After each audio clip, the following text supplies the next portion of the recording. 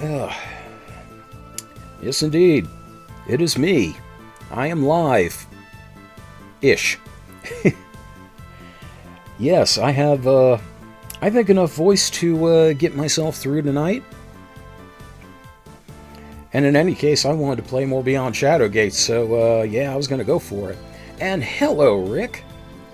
And hello, whoever I am.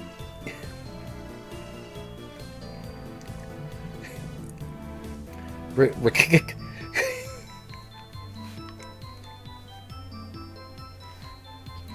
How are you, sir?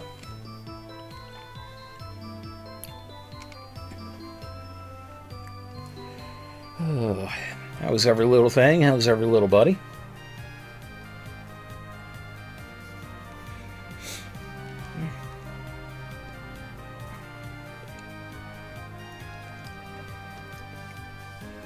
Yep. Yeah, yeah, normally I'm against polluting the soil, but in this case I'll make an exception.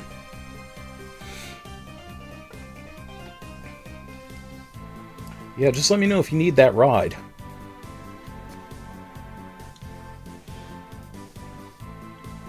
Ah.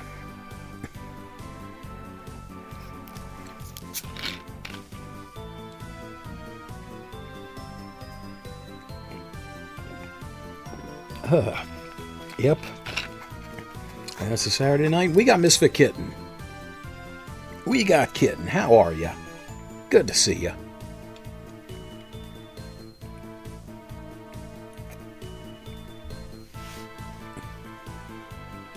Yeah. The week did not go by fast enough for me. I felt every single second of it. Most of the week I had no voice. I could barely sleep, and I felt like I was breathing through soup. Yeah, I don't know what the hell it was. It wasn't COVID, luckily. I did test. It was not the, I did not have tickets to the Backstreet Boys reunion tour. No, it wasn't. You know, because you all know how much I love to talk, so when I'm not able to do it, you know, it might as well be a national tragedy.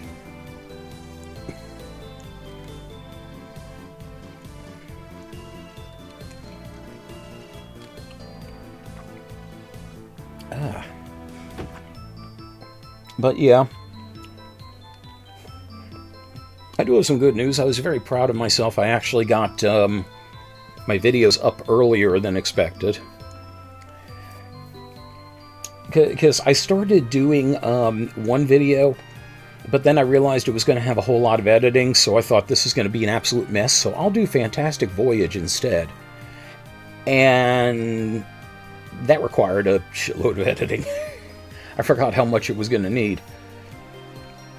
And I'm still determined to play that, like, now that I know how to actually play it, as opposed to the way the manual taught me to play it, which is completely frickin' wrong.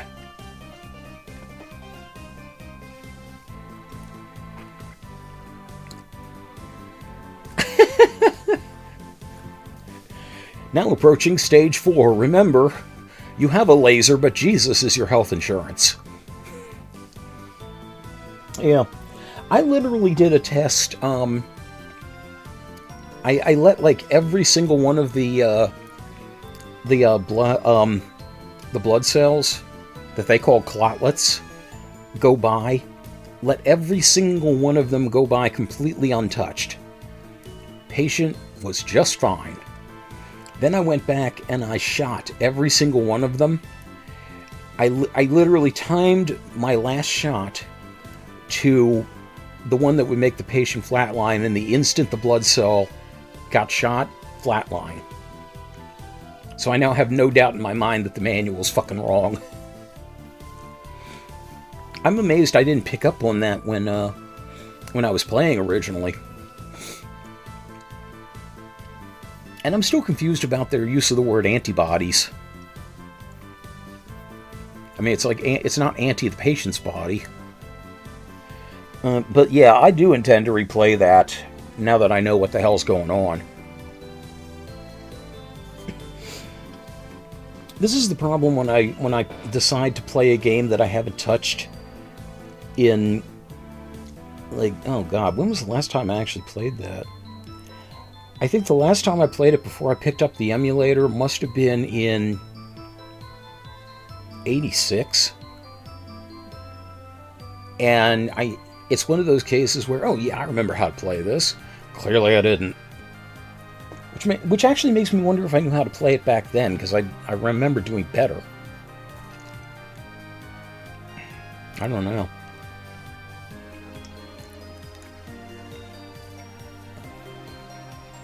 Oh yeah, and actually, and as I look at my my desktop here and at Steam, I see several other games that I haven't started but I wanted to play. So I don't know if I want to do them blind or not. I don't know. Maybe I just need to not feel like I need to know everything about a game before I start it. I purposely went into Beyond Shadowgate blind because I think that was the best way to play it. Even though I did look up some trivia about it. Ugh. I should really be conserving my voice. Absolutely, Kitten agreed.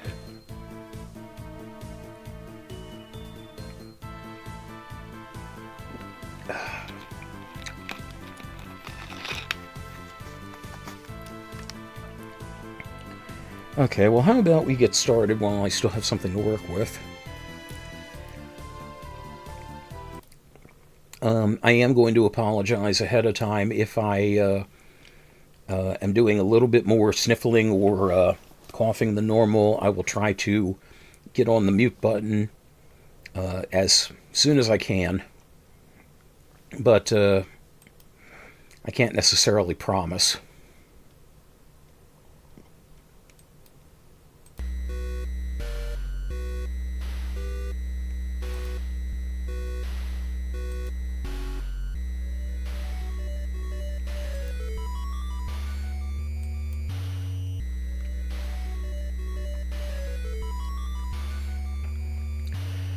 Okay, there we are, and I'm presuming some more people will come in. I do also have the remnants of a Ricola in my mouth, so... Alrighty. Okay, so let's go ahead and get things going. 3, 2, 1. We're out of the Windy City, but not out of the windy woods. Welcome back to Beyond Shadowgate, and we have just left Deja Vu, moment of silence, and returned to the structure in the desert. This time a little bit wiser about the desert and the quicksand. So hopefully we can make this through.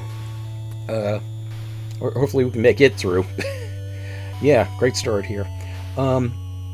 Also, I do apologize if my voice sounds a little bit rough. I had been fighting a cold all week. I'm just now on the mend, but it takes me a while because of my weaker immune system to fully kick this kind of thing. So if I have a little bit more sniffling or some coughing than normal, I apologize. I'll try to mute this on the live broadcast, and it'll definitely be muted when it's broken up for YouTube. Alright, so without further ado, let's desert this desert.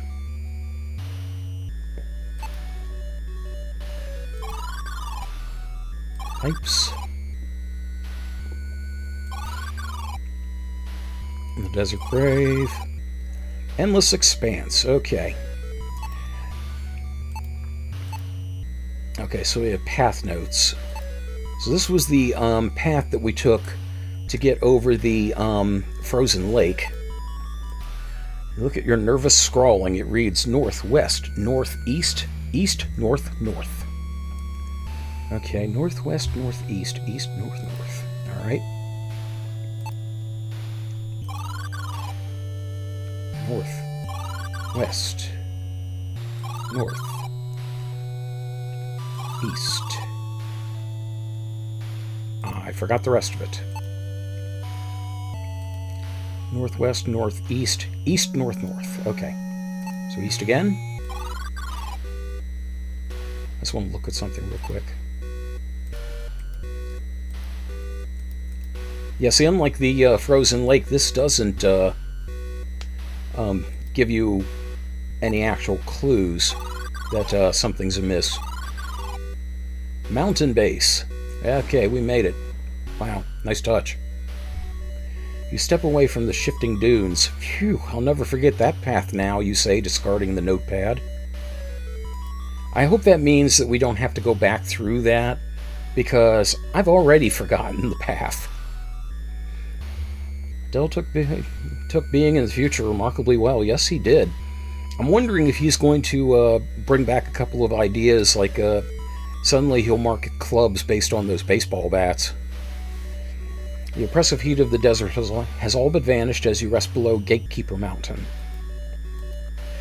The near vertical ascent of the mountain face is demoralizing. Fatigue begins to wear upon your mind and spirit. This is foolish. I'm walking to my death. I've barely survived so far. I can't defeat that lizard monster, you say aloud.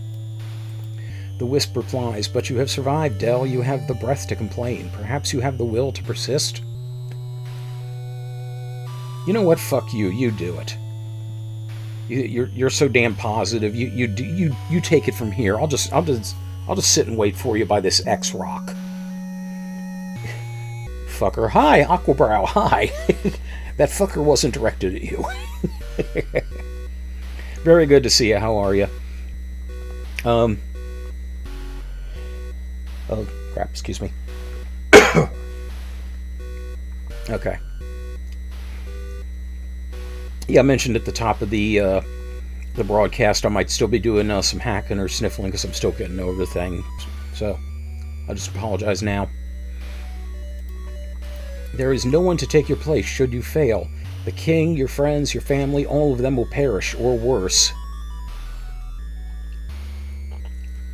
Yeah, for a while I was down with the sickness. I wasn't down with it. You consider the wisp's words. I hate this and I hate you. Del says what's on all of our minds. But I understand. Fine, let's move, you respond curtly. We all have sacrifices we must make, Del, the wisp responds. You notice its voice is growing weaker, but you say nothing. I'm very tired, Del. Use what you learned in that windy city to traverse the desert. Remember your notes.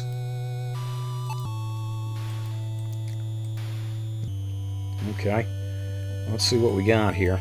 The path up Gatekeeper Mountain reaches uncomfortably high into the sky. It's an ancient fairy stone. Seasoned magicians use these to cross great distances in the blink of an eye. I still have no idea how to use these. Percentage-wise? 67%. Okay. And one map piece left. Interesting. Oh, I didn't necessarily want to move, but okay.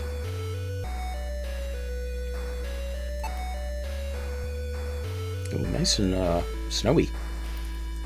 A wooden cart is parked on the mountain path. You don't see the owner anywhere. They must have been carrying supplies up the mountain before being abandoned.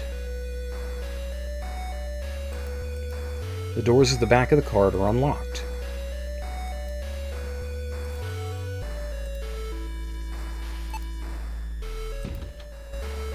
You grasp the handles and swing the carriage doors open. As you step back, you almost lose your footing on the edge of the path. You look down the steep rock face. That's quite the drop. This carriage is literally sitting at the edge of disaster.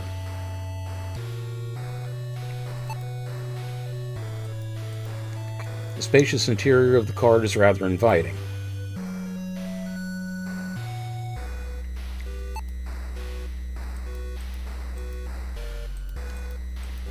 I was trying to see if there's something in there that I'm just not quite seeing.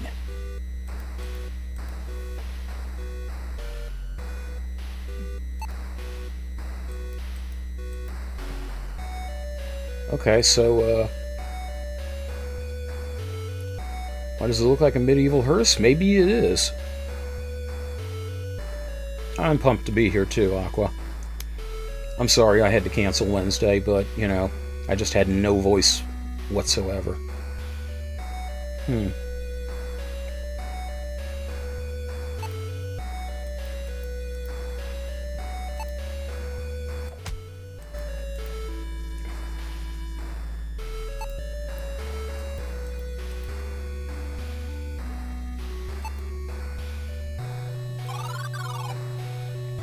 Oh, okay, I can actually move in here.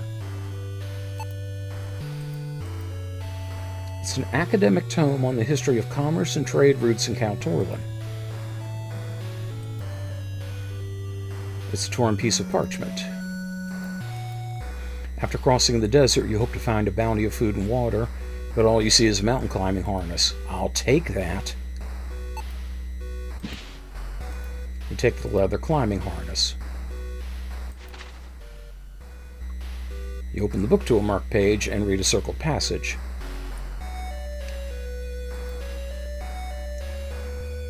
"8675-309, Jenny. Fables tell of traders who could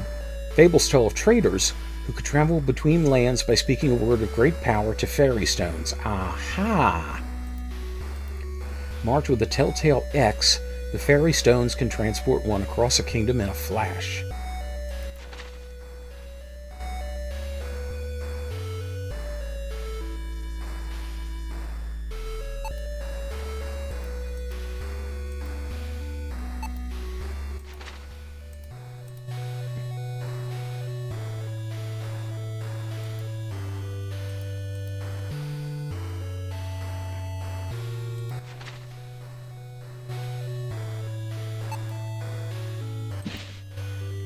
Grab the rolled piece of parchment. You unfurl it and see that it's another piece of your map. Go on, take another little piece of my map right here. Great Baron. I don't know how much help this is going to be, but at least it's there.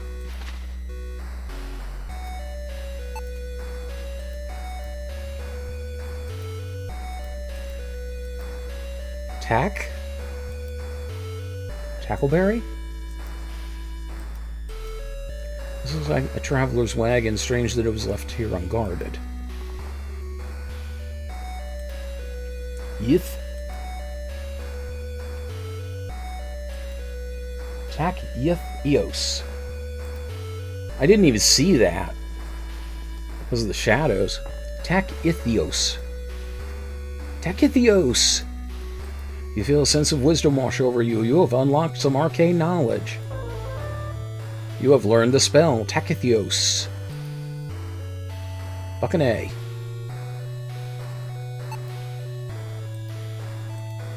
As you turn to step out of the carriage, you feel it rocking slightly. You realize that it is about to tumble over the edge of the cliff. Yeah. You leap from the cart just as it completely tips over the edge and tumbles down the rock face. Wood planks shatter in all directions as the cart impacts the ground with a loud crash that echoes for miles. Yeah, sounds like something the doctor will warn you about, yes. Are you suffering from tachithios? Get to Bleibefend. Side effects may include edoxpiritus, Desitia mort, and projectile diarrhea. Ask your doctor if tachithios is right for you. That was a close call. As you catch your breath, you realize that the path is cleared and you can now ascend the mountain. Okay. Okay, so more importantly, we've got that spell that works the fairy stones, which now gets me wondering just how much this has opened up. And on top of that, okay, was this one here before, was it? The wreckage of the cart sits at the bottom of the steep ravine. Yeah, it looked like it was going to fall over this way. Okay, whatever. But now this has me wondering just how many things I'm going to see going forward that will require me to go back for something. So that's another aspect to this. This is getting more and more intriguing. I love it. The ascent. And slalom poles. Torn banners flap wildly in the wind. The colors indicate a group of Gwynenthel troops passed through here. Hey, I got that right on the first try. You see a split in the mountain trail. Well, when you come to a fork in the road, take it.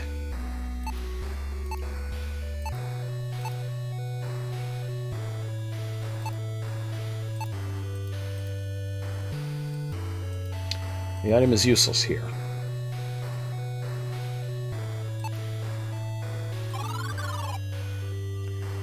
Great Divide. I don't know, it looks like a pretty good divide, but I don't know if I'd say great. The path leads down to a spacious plateau. These stairs ascend to a sharp rock ledge. 'Tis a sheet of ice covering the face of the mountain. Alright, let's try this way first. Decrepit tent. You can see something in the shadow of the tent. You can't quite make it out from where you are standing, though. This tent is collapsed and torn, making it useless as shelter. Its terrible state prevents you from knowing when it was built. You see where the mountain path splits into several directions.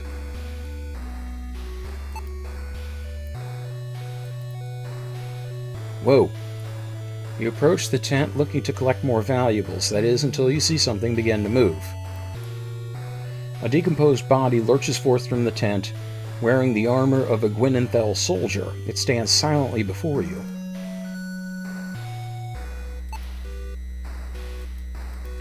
This shambling dead soldier is awkwardly carrying a pickaxe. Strangely, it appears more timid than aggressive. I wonder, will talk to us. Realizing you can't kill what is already dead, you try to reason with the zombified soldier. You ask, "What's on your mind, pal?" It says, "Brains." I was like, "Well, what kind?" "Brains." "When do you want it?" "Brains." It stammers almost fearfully. Monster. Leaving you wondering what could scare a dead person.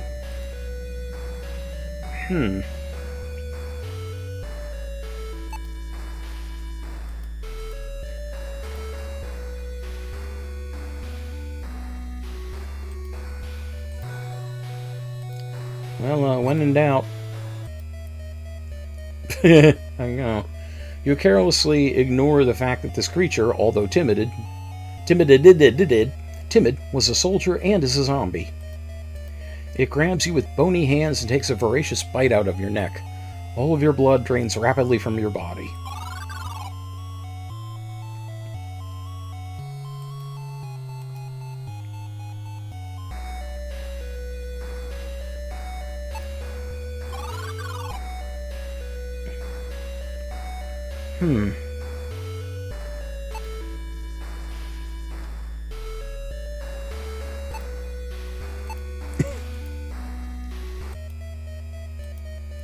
Okay.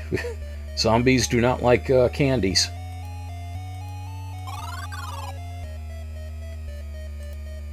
Tempies are not the answer to everything.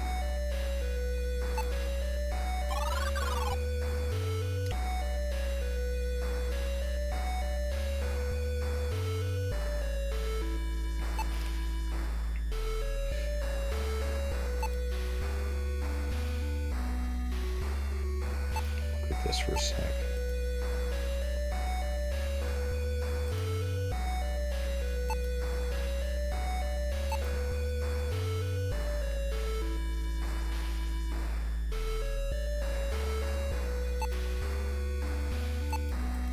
I wonder if he would like the sheath.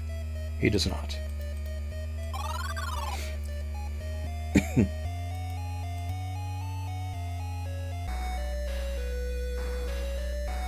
Okay, let's come back to that. Talos Ridge. You look down at the horrific mansion and breathe a sigh of relief knowing you're finished with that accursed place. Yeah, it was not very inviting. A grappling hook is anchored into the rock. The attached rope dangles in the darkness. You think you can faintly see a ledge below. Okay. From this ledge, you see the course of your entire journey. A full moon shines brightly in the night sky. You used to dream of what mysteries it holds. Aru. That's the best I can do tonight. Lights from Gwynenthal twinkle far in the distance as fierce winds blow painfully over your exposed skin. You would give anything to quit now if only you could. You tug on the rope, ensuring it is secure enough to hold your weight as you begin your descent down the cliff. As you climb down, the rope holds firm, but the hook begins to shake slightly. Shit. Cracks form in the rock above you as the ledge crumbles, sending you plummeting to your death.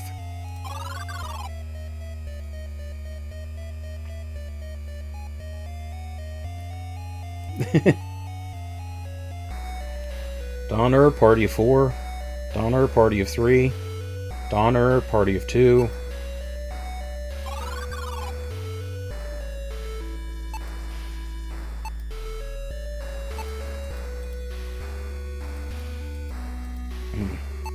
Okay, let's see if I can use the harness on this. No?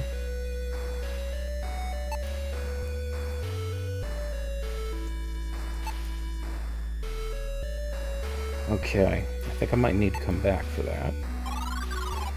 Alright, so let's try this last area. Wall of ice. It appears that a few places in the ice wall have been chipped away. They look like holds that could be used for climbing. A rickety ladder rests against the ice wall. The sheer cold of the mountain has ravaged the wood. Okay, maybe now we can use the harness. Nothing happened.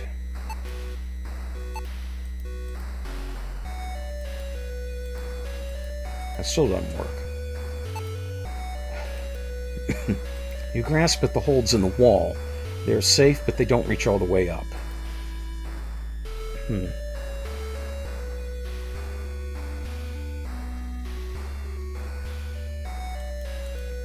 You begin climbing the ladder. The first few rungs are holding firm, but as you climb, you hear loud creaks. Shite. Suddenly, the frozen wood gives and the ladder collapses into frozen splinters. You had actually gotten near the top, which means you fall a long way. Your legs broken, you look up to see pieces of the ladder fall towards you. Ouch! Frozen wood shards stab into your body while your blood freezes as it pools around you. Good God, that is so Final Destination, seriously.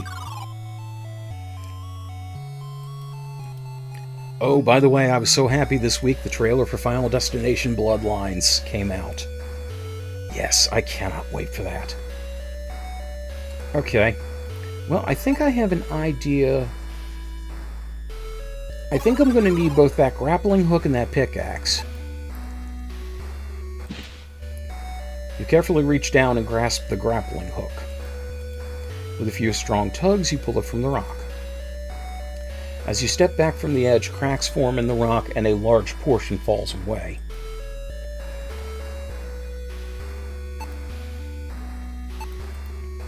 It is a simple grappling hook. Not long ago you used one to swing across a moat, escaping an irate lord and lady.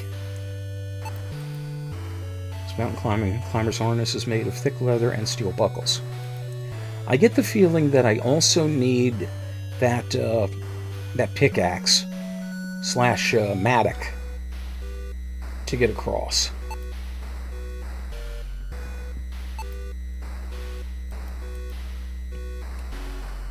The hook was holding the rock together. Good thing you didn't try climbing down that rope.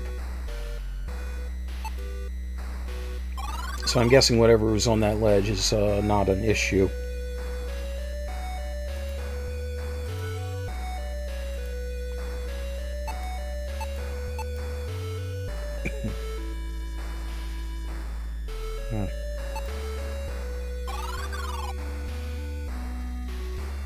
Let's try this. Oh.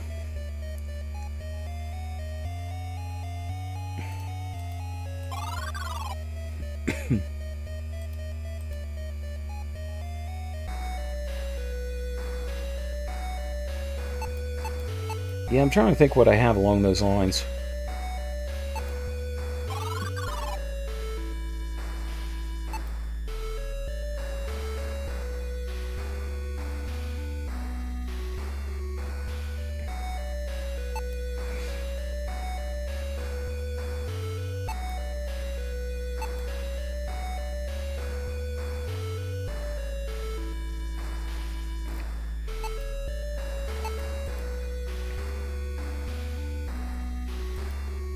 Light.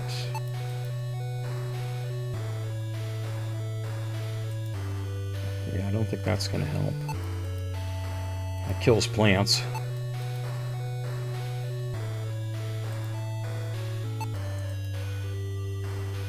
When the dead hold a secret, these words will show you their final moments. Maybe.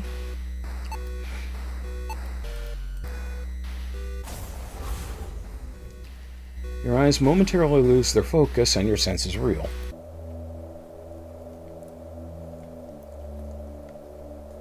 Nice touch.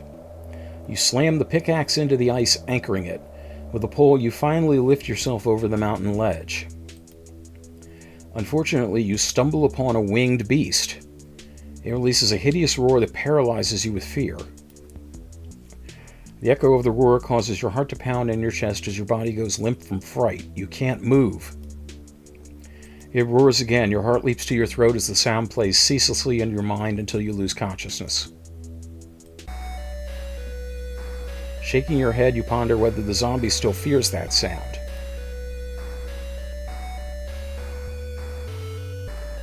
Okay. I also just noticed that this handle is bent here. So is this like a rubber pickaxe?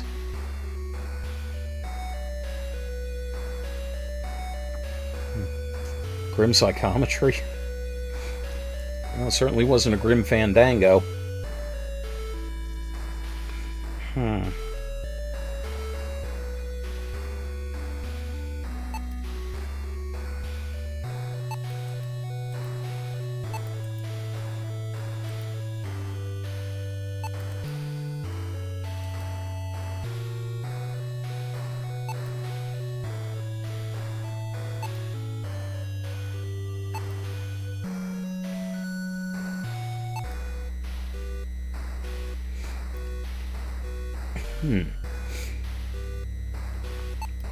Okay, so it needs some kind of sound.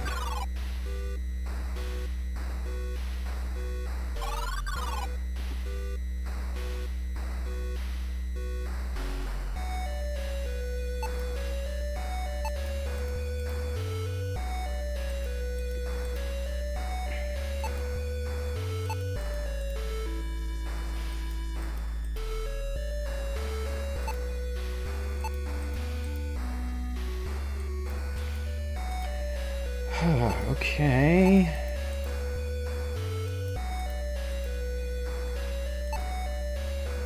Maybe this will be automatic. Grasp at the holes in the wall. They are safe, but they don't reach all the way up.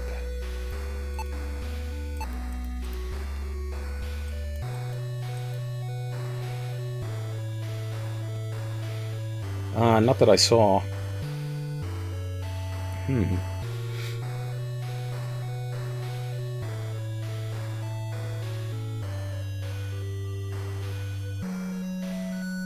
I wonder about something.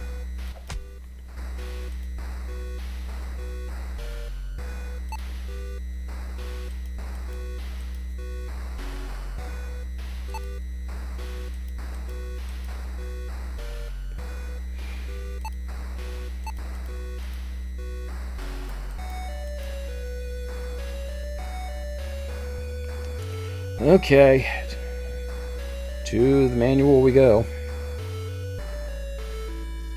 One moment.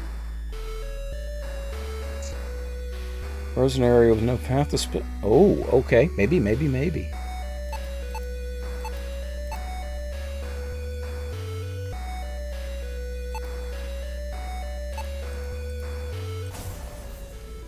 Spell did not work. Good try, though. Good thought. Alright.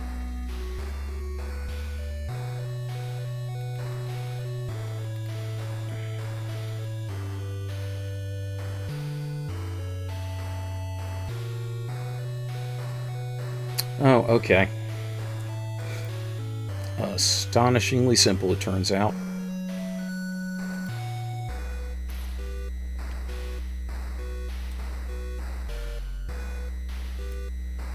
Let me just reset here.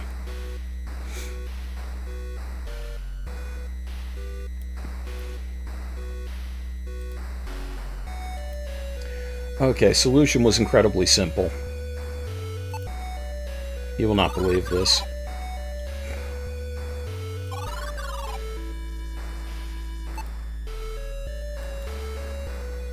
Despite your diminutive stature, you raise your arms high and wide into the air and growl as fiercely as you can. Your ruse works. The zombie drops the pickaxe and shambles away, tumbling down the side of the mountain. So all we had to do was pretend we were Jeff Dunham. That would have scared a lot of people off. You truly have a flair for the theatrical.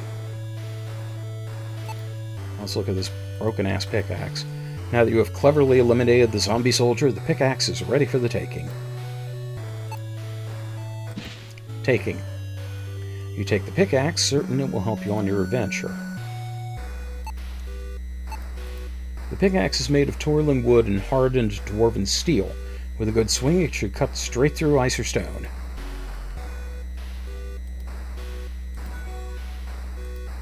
Also, I actually like Jeff Fox, or Jeff Dunham, rather, and Jeff Foxworthy. I just want to see if there's anything in here. Can't move there. Okay, fine.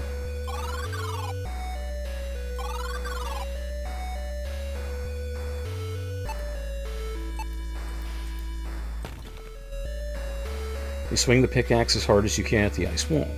With a few well-placed strikes, you make a divot slightly higher on the wall that should act as a grip.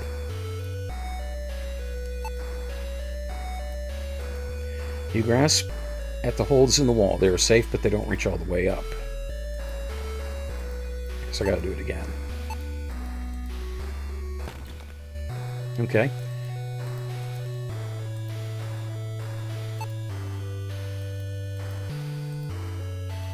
Oh, for God's sakes.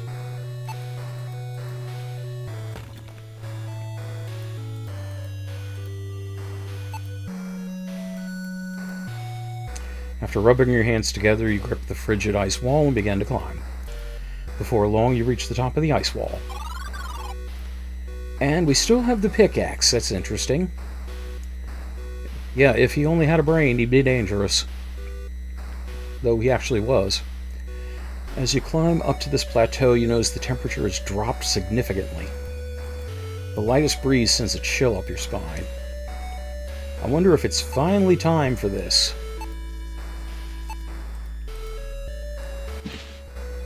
Okay, it's freezing. Time to put this on, you say as you slip on the heavy coat. You feel slightly warmer. Hardly comfortable, but at least you won't freeze to death. I'm guessing that would have been something that happened had I not done that. Okay. A rope has been mounted to the cliff face and leads around the ridge, where the hellhounds come over. Luckily for you, there are those who have conquered this mountain trail and left behind their tools. The path continues around the bend behind the very narrow ledge. I'm guessing this is the time for the harness.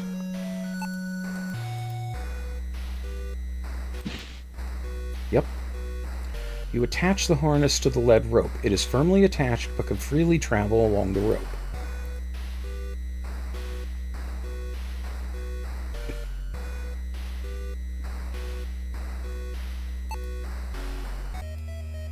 What? You fall off the side mountain as your scream echoes off the sheer rock face. What the fuck?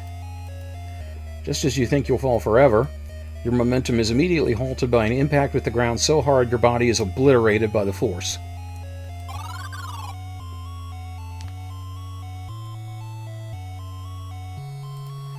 Okay, what the shit?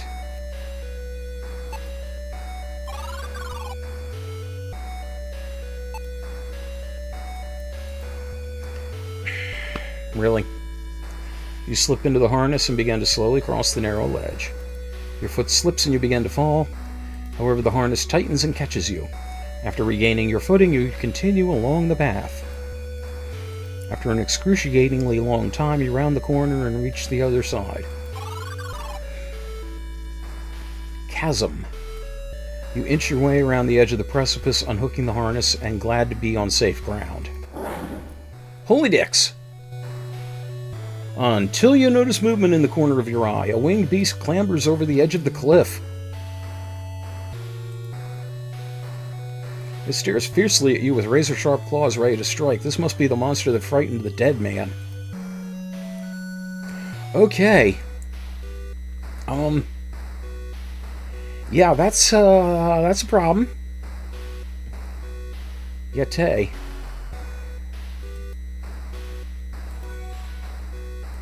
So yeah, this is going to be interesting to figure out. So I think this is a good time to stop. In the meantime, thank you very much for joining me. And always remember something. Hang on. And always remember, if you're going to climb an evil mountain, hire a Sherpa and tell him you'll pay him after it's all over. It's just the sensible thing to do. So take care. Until we game again. Cut. Okay. This thing was... Yeah. I'll bring that up in a sec, actually.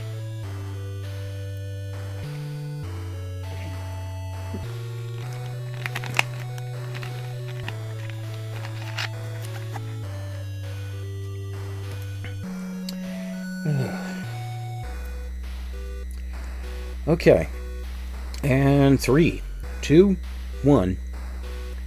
We'll be coming around the mountain when we come, and we may be going sooner than we think. Welcome back to Beyond Shadowgate, and we have just used a harness to traverse a narrow mountain ledge, only to run into this thing. Now the cool thing here, this is actually a creature that showed up in the original Shadowgate. It was inside a pit, in an area where you had to manipulate some levers in order to get a silver orb. And it only showed up if you actually, I think either looked at the pit. I think you could look at the pit without a problem. If you tried to move into the pit, it would pop up and drag you down with it. Okay, so let's see what we got working with here. No wonder this monster terrified the zombie even in death. The haunting eyes remind you of 2 brilliant, lustrous pearls. Oh, do they? Well, let's see if this might satisfy it. You toss the pearl towards the monster, and it deftly snatches it from the air. It growls with satisfaction. Orb. Because the orb was in the same room that it was in the original, so nice touch there. Having received what it wanted, it takes off down the mountain. Your path is clear, but you still need a way across the gap. And that's one less thing I gotta worry about. You see an icy plateau ahead. You tiptoe up to the edge of the chasm. Whew, you whistle. That's a drop.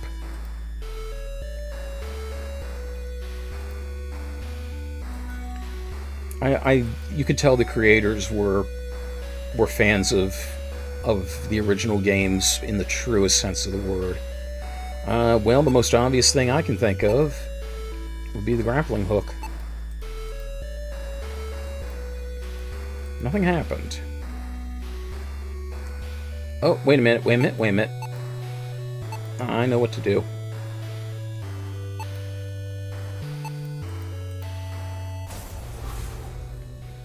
Yay! Rainbow Bridge! You speak the magic word, polychromos. Beams of color spring from the cold rocks, swirling across the expanse until a brilliant rainbow forms. Yeah, take a look. It's in a rock. Touching the rainbow with the tip of your boot, you feel it's as firm as the stone. And across we go. Let's take a look at it real quick. Sure, why not, you muse to yourself while looking at the Rainbow Bridge. It's one of many marvels you've seen today.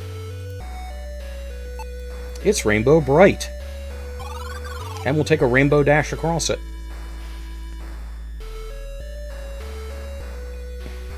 I do plan to do it eventually. And I'll do infest it also. Resting on a crude nest is a creature you recognize from Gwynenthel Castle. You gape in astonishment at the coincidence.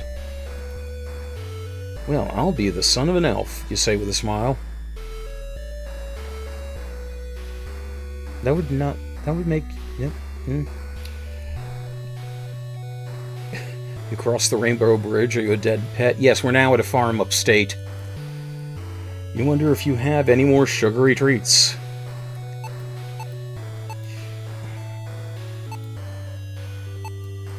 These sweet blue crystals are your favorite treat. You would only share them in an extreme emergency. Maybe. Tempees! You flinch as the small dragon snaps up the tempees from your hand. It closes its eyes and chomps contentedly on the treat. To your surprise, it motions you toward itself as if it wants to give you a ride.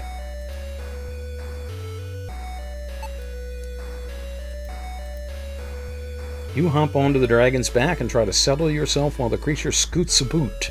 Scoots a boot. It's Canadian dragon.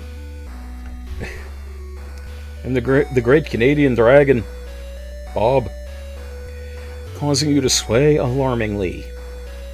Where's small man go? It asks. You gently nudge it towards the east. Bunching its muscles, it leaps right from the rock face.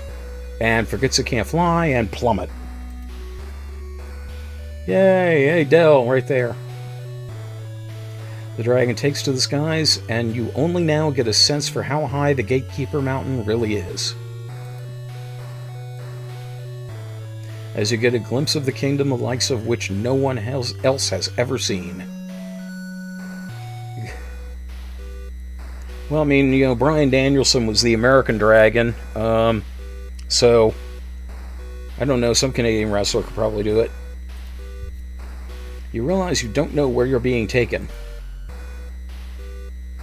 Clearly for a ride. Wherever the creature decides to land, you guess.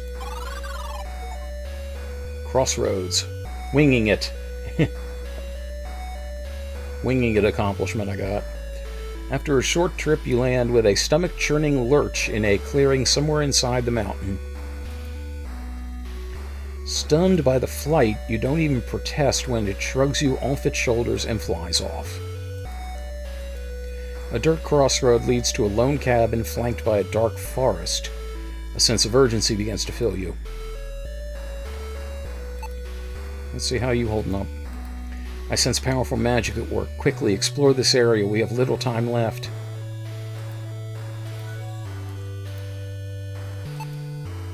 And more importantly, we have no tempies left. Well, that truly sucks. Okay. It's an ancient fairy stone. Seasoned magicians. The trail leads to a large bluestone structure. Thin dirt trail leads to a lone wooden cabin.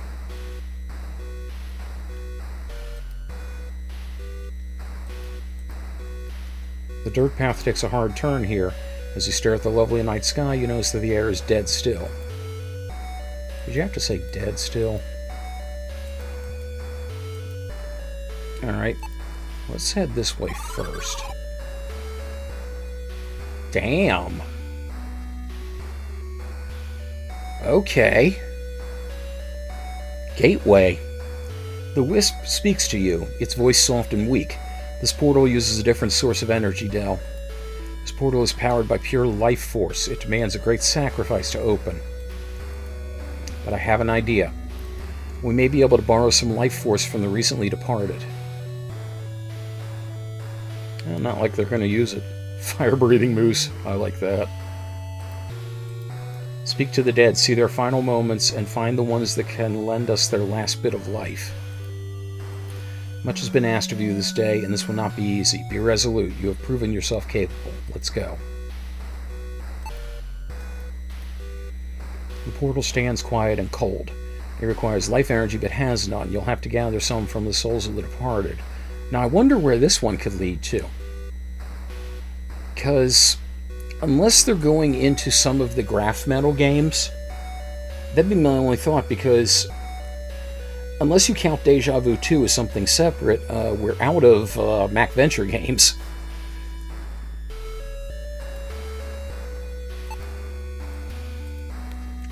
Oh, can't go there.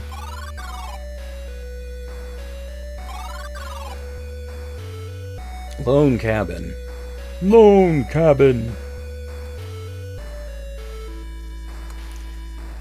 The wooden door appears brand new, although it cannot be. The circular indentation depicts a sorcerer whose arms held high to the heavens. The engraving on this octagonal plaque looks like an ordinary decorative handprint. Etched into the cabin exterior are signs and symbols that you cannot decipher. Same. All the same. You recognize this shape from the work of sorcerers. While it looks like a ribbon, to them it symbolizes infinite time. Haven't I had enough time travel? Haven't you hurt me enough? The door is unlocked and opens easily. Being such an isolated place, there's not much need for locks. Tell that to Ash Williams. Okay. Okay, you know what this reminds me of, actually? This reminds me of, the bungalow that, Martha Vickers had in, Deja Vu. Looks very similar to it. Exile's Study. It's a dusty old tome. Dusty old tome. It's a tusty old dome. At first glance, this bed looked comfy. Upon testing it, you find it is quite the opposite. Dusty old tome. A relief in the shape of a hexagon is carved into the wall. More celestial symbols fill the cabin. The owner is fascinated with the passage of time, or perhaps obsessed. A richly woven tapestry is attached to a spindle. You can easily unfurl it. Okay. It is a small, sparsely furnished cabin. Notes litter the study as if someone was desperately trying to record their history. An old and very worn desk sits next to the wall of the cabin. You do not recognize the bird that produced this quill.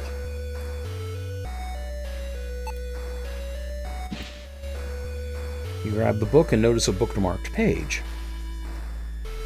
Scan the page and begin to read. The First Assault.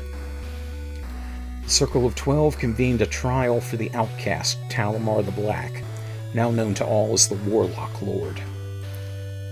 He was charged with accessing forbidden tomes and delving into the black arts, including necromancy and mind-walking. Well, you gotta get your steps in. But Talamar was clever, and the trial was merely a trap to draw the circle together.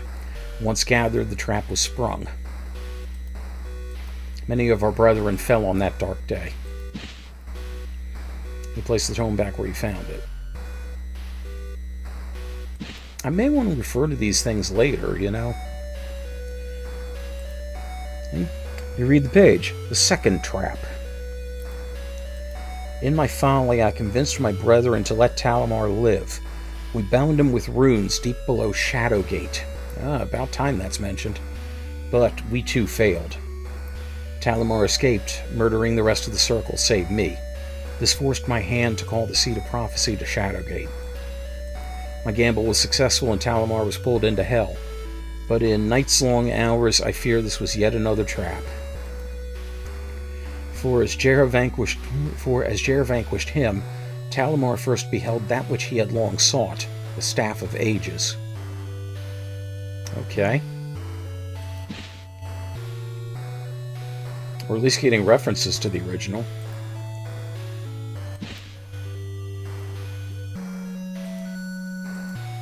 The Revenant War. Oh boy. Attack of the Zombie Clones. Talmar's war raged against all the kings of Kal Torlin, and cities fell to his hordes as he tore across the lands. Troll, Changeling, Goblin, and Ogre led the attacks while Talmar resurrected his foes as armies of shambling corpses. Recognizing their end was near, the remaining king's forces and the Circle of 12 united and met Talmar's army at Maudslay. On those holy grounds, by more luck than might, Talmar was humbled and captured, his monsters scattered or killed. Well, I just... lift up the desktop, revealing the inner compartment. A simple gold ring sits within the desk. Yes, please. Thinking that this desk is as good as a treasure chest, you grab the ring.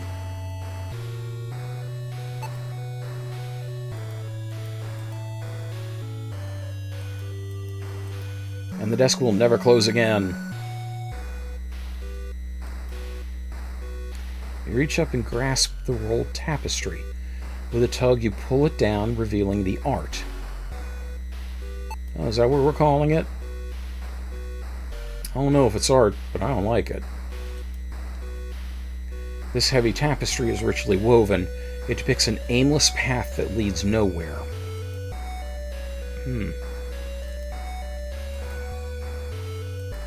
Oh, so it's a tapestry of my life. Gotcha. Kidding. Who arted? Ugh.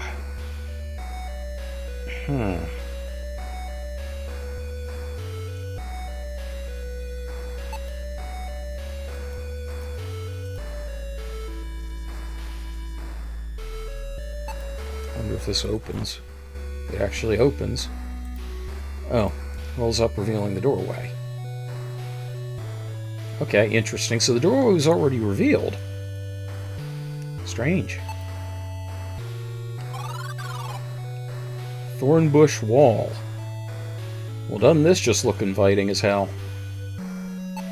Then again, I've said that about just about everything. The brambles are as thick and strong as steel cables. As you approach, you swear they move towards you. A tall thicket of brush and thorns surrounds the clearing and separates you from the rest of the forest. You visited many ominous forests, especially today, but the foreboding atmosphere here is palpable beyond compare.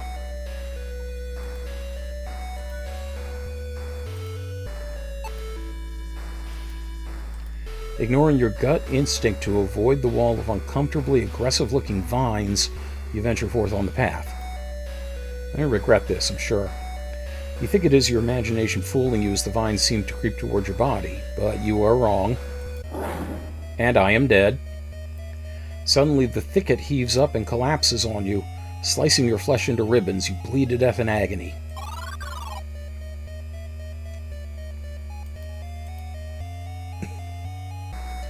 Okay, well fortunately I know what to do about this.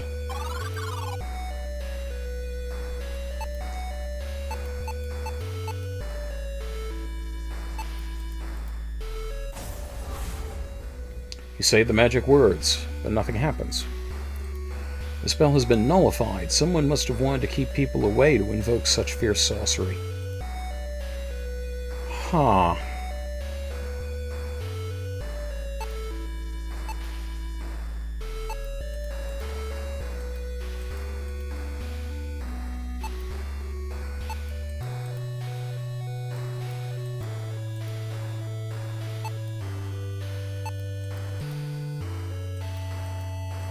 Okay. There's another spell that,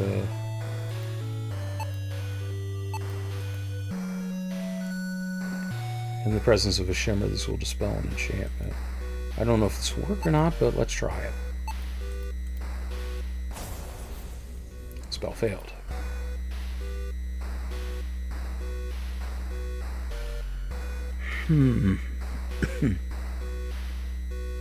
Okay.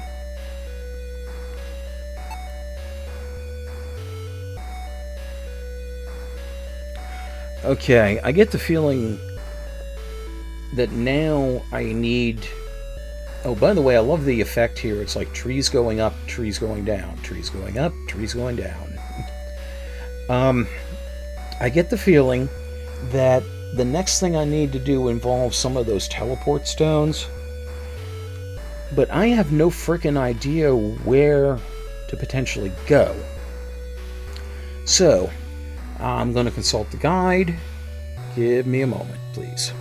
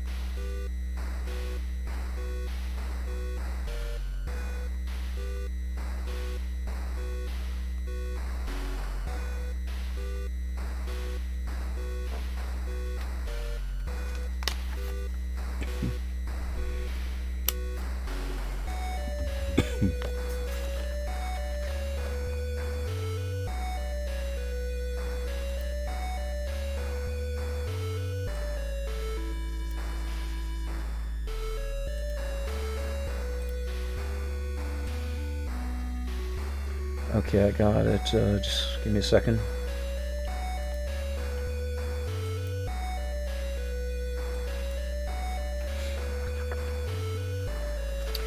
Okay, I have a handle now on exactly what I need to do. It should have been obvious to me in retrospect, but as we progressed through the game, there have been a ton of dead people that we've run into. So what we need to do, we have to use those magic stones to go back to the various areas where there were dead people around, and use the Disatea Mort spell to collect what leftover souls they've got. Okay. So, alright, so everybody, without further ado, let's get on board the Soul Train!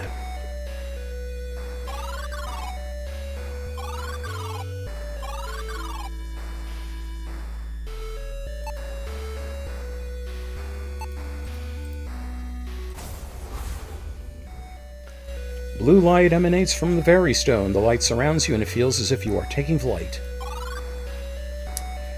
Okay. So as of right now, we got 5 possible places we can go. So we're going to just tackle them in order. The first place here is Castle Gwynenthal. Your vision returns as you feel yourself land gently on the ground. What a trip. Okay. So, where we need to be is, not actually in this area.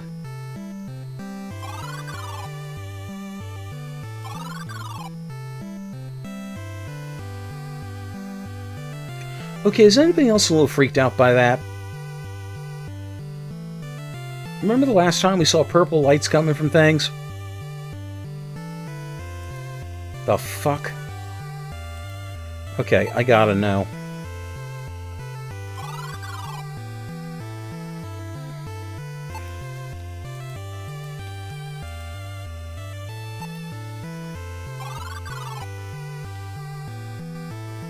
The shit?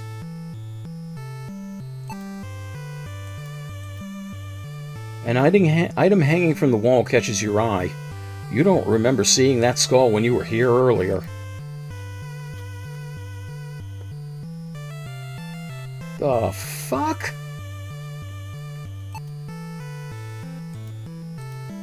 You hear nothing in response. Hit it.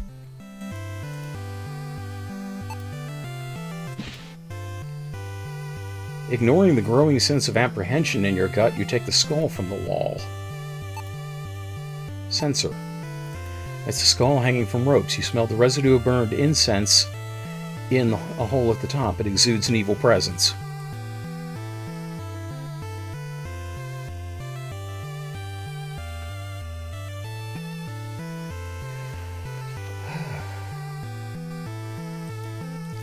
You're in the darkened shop, thinking it unusual that it is unlocked and unguarded this late at night.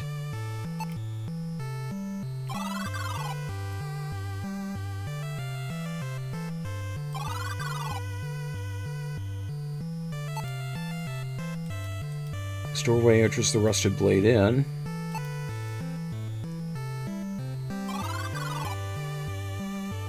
Ah, she's on fire! Barmaid is on fire! Put her out, hurry!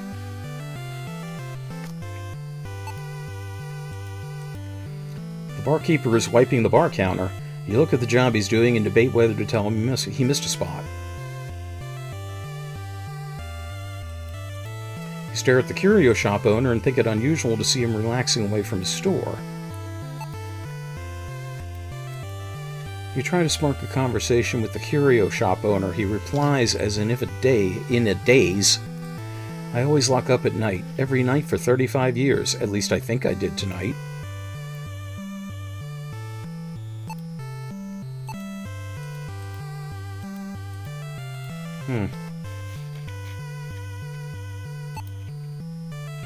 And they're holding hands. Aw. You look at the weapon shop owner and see that he keeps sneaking glances at the barmaid. The barmaid still exudes energy. Of course she exudes energy because she's on fucking fire.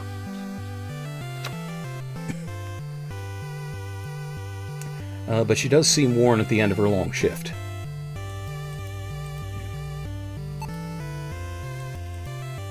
You wave to get the barkeeper's attention, but he seems to be gazing downward and does not notice you. You say hello to the weapon shop owner. He does not respond to your words. It looks as if he's listening intently to something, but you hear nothing. You greet the barmaid. She mumbles quietly and then returns to her business as if something is occupying her mind.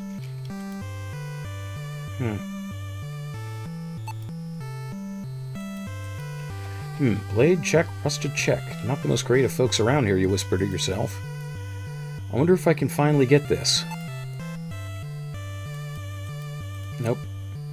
Okay, well, let's see if the card shark is over there.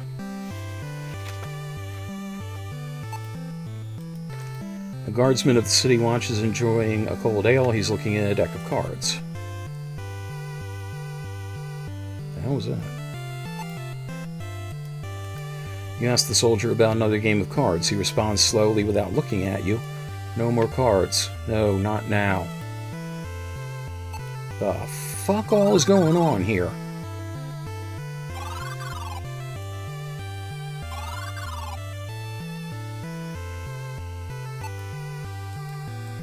You hear the heavy sounds of steel striking steel coming from within the smithy.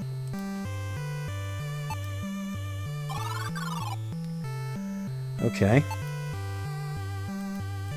A large muscular man, dirty by soot and glistening with sweat, stands before you with an expectant look. Okay, this was the same thing we got before.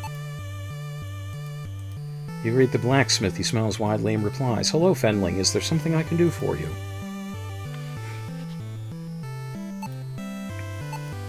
Yeah, take a look at this. What do you think of it? Nope.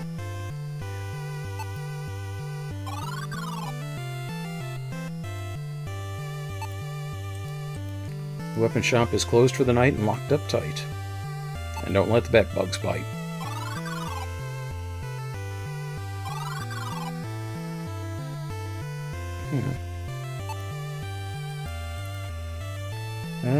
Yeah, okay, same thing.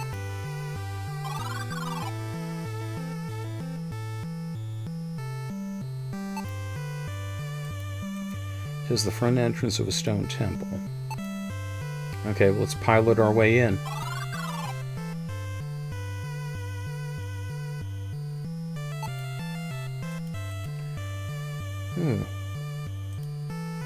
The one, the god of all, Billy Gunn. Excuse me. Standing before you is the savior of Kaltorlin, the hero of Shadowgate, Lord Jer.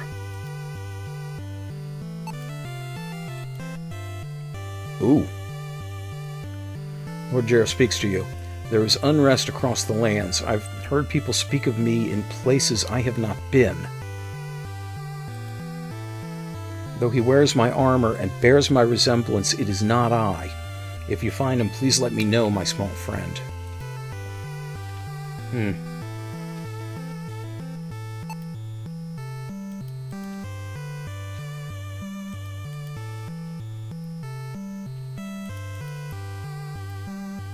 Okay, this is the same thing from before.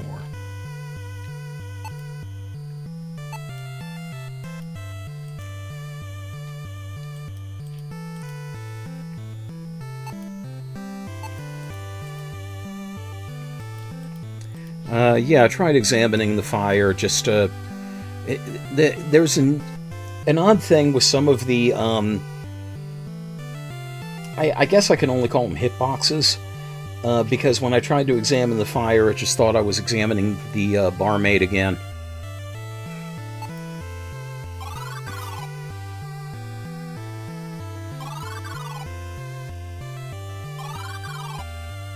Okay.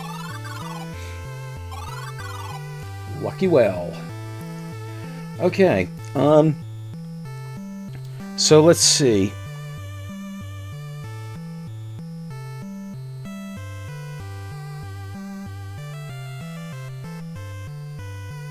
Oh, wait a minute. No, I don't need to go this way. Well, I wonder about something anyhow. Okay, yeah, I just realized I don't need to go this way because the dungeon I actually escaped from was in the castle.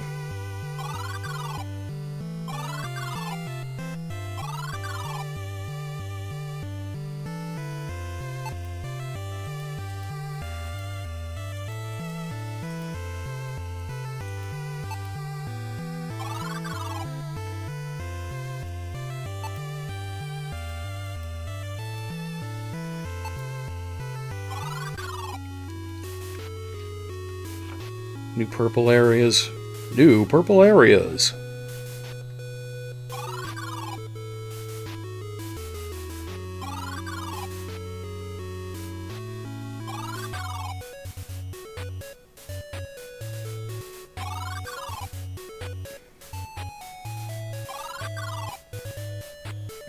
Okay, yeah, he's no longer there.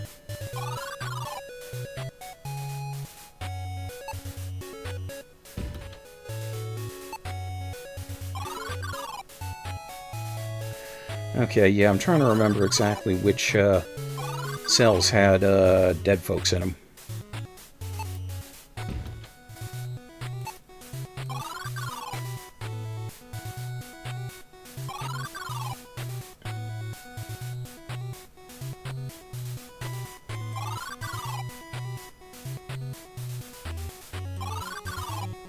Hey, dead folk.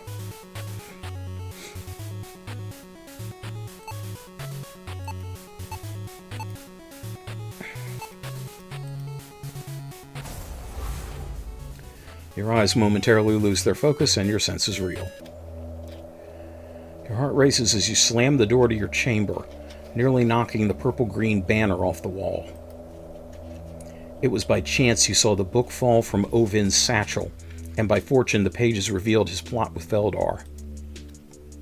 As you think of where the king is at this hour, movement draws your attention to the reflection in the large mirror. Green scaly hands tipped with claws quickly cover your face. One stifles your scream while the other slides over your neck.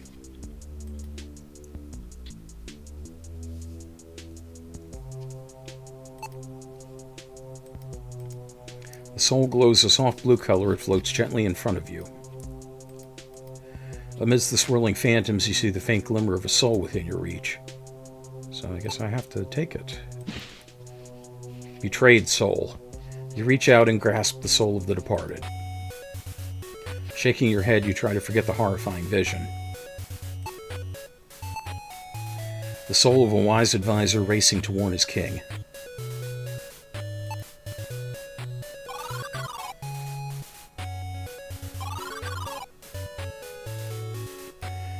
You escaped from this cell hours ago.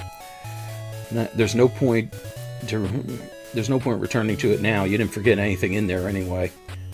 Yeah, I'm wondering if that schmuck ever got out.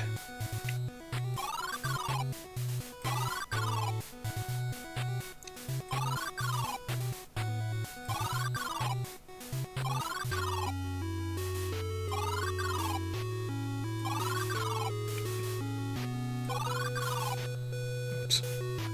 A little too far.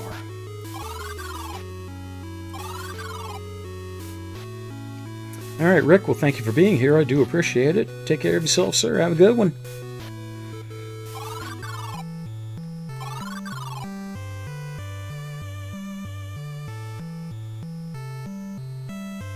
Oh, yeah, there it is.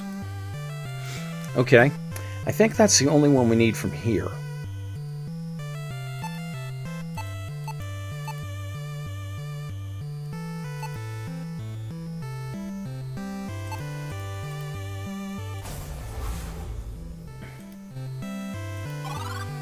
And we are taking flight. Okay, so the next stop is the Torlin Forest. What a trip. Now, I think what we need involve these tombstones here. I think.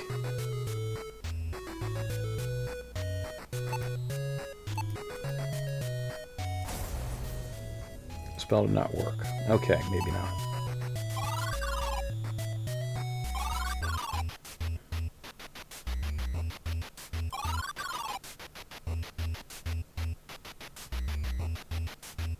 Oh, I still have a lantern. Yes, I do.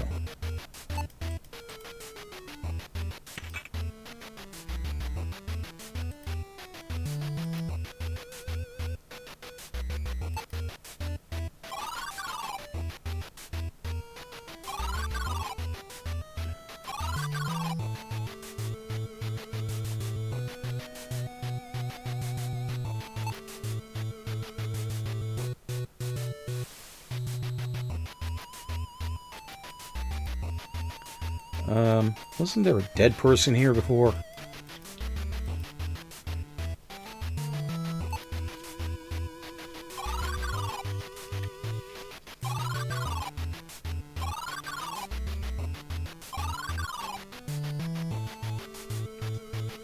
hollow. The shit? The spear the guard captain held earlier today has skewered the bodies of the dire wolves. Looking closely, you see the wolves are but skin and bones. They must have been crazed from pangs of hunger. I wonder.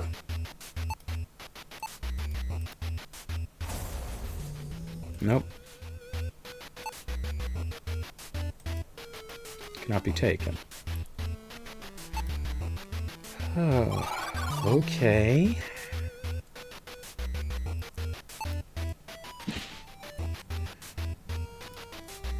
Yeah, I don't know if I'm going to need that lantern again. Yeah, dead dire wolves tell no tales, and dead dire wolf puppies aren't much fun.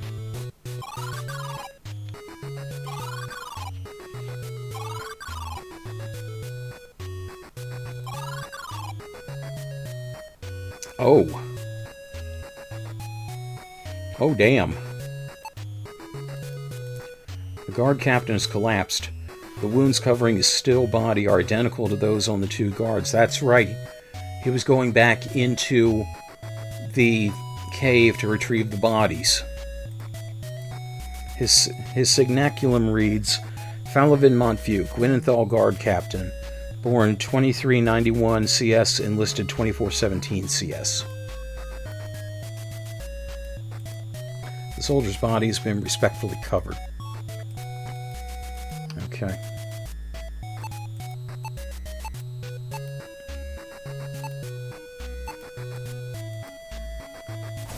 Let's see what happened with these guys first. The pain from the bite in your thigh is the only thing keeping you awake as you prop yourself against the cool rock. Merovin, you shout, but don't hear a reply. You call once more into the mouth of the cave and hear only your echoes. You try to stand but fall back on the rock. Blood flows rapidly from your wound as a wave of exhaustion overtakes you. Valiant soul.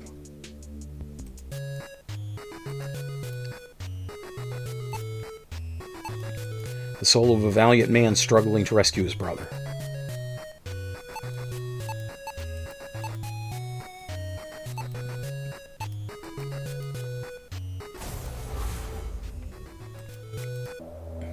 Your arm and leg burn with pain as warm blood drips down your limbs. You see a soldier swing his sword wildly in the dark.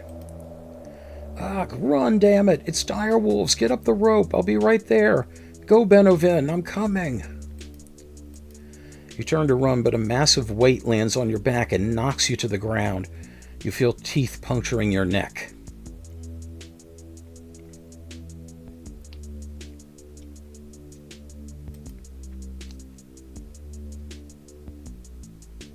Yeah, I feel you. Brave soul.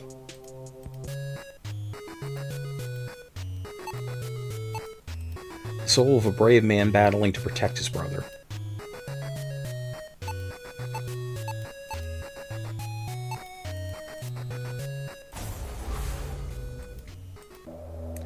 The cold night seeps into your bones and your legs tremble with exhaustion.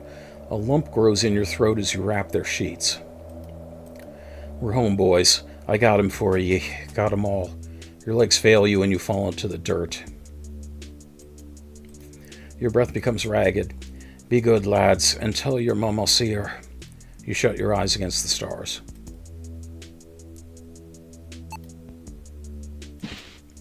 Noble soul.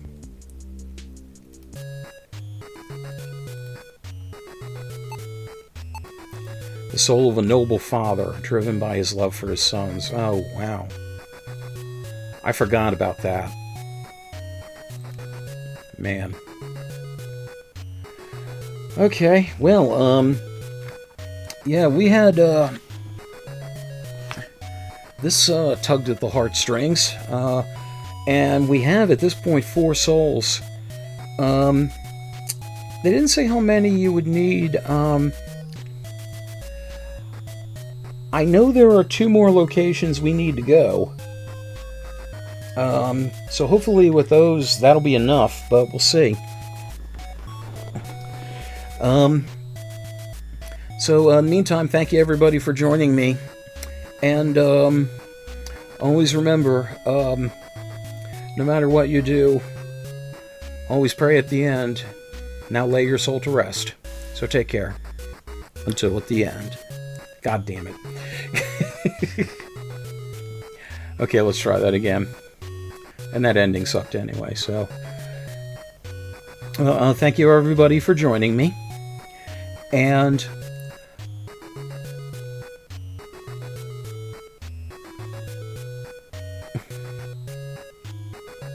yeah, god damn it, I got nothing. Okay, thank you everybody for joining me, and always remember, we are all part of the collective soul. So take care. Until we game again. Cut. Yeah, all those endings sucked. Okay, alright. I need a little water.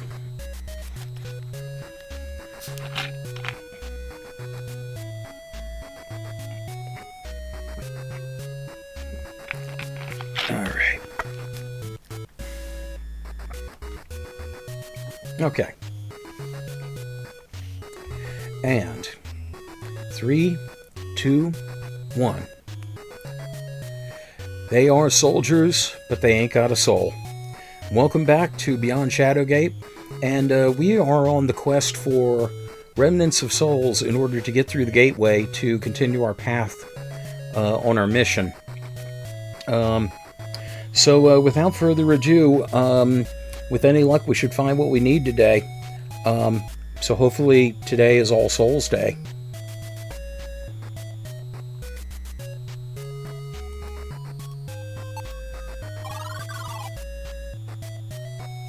Okay.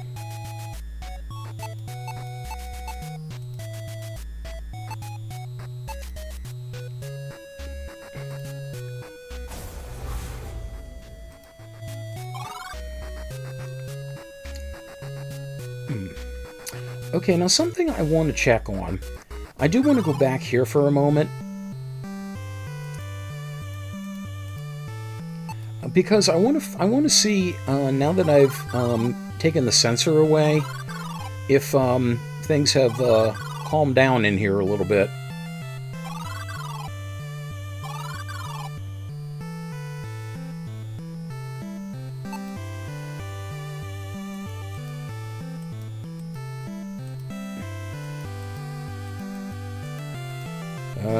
No, apparently not.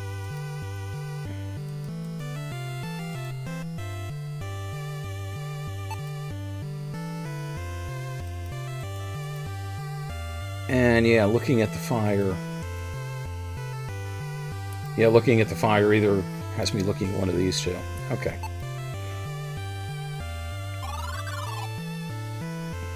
I don't know. I do worry that taking that sensor is going to be the equivalent of taking the ruby in Uninvited, but so far I haven't gotten any warnings. And yeah, maybe you could have done with an extra pixel there in these things. Just saying.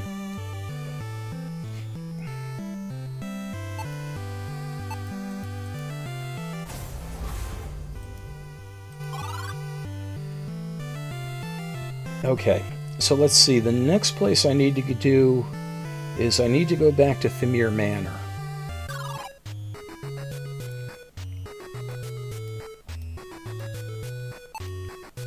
Which should be this.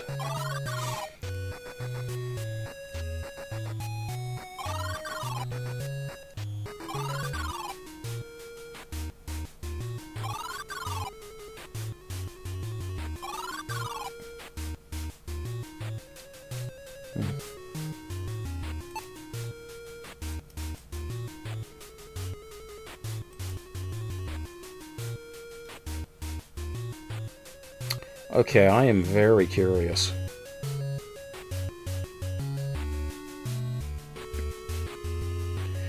I am very curious, but the thing is, I'm also hesitant to drop a save Because I'm still not sure if taking the sensor was a good idea or not. Okay, guide consult. One moment, please. Because I don't want to fuck it all the way up. I don't want to fuck it up all the way in here.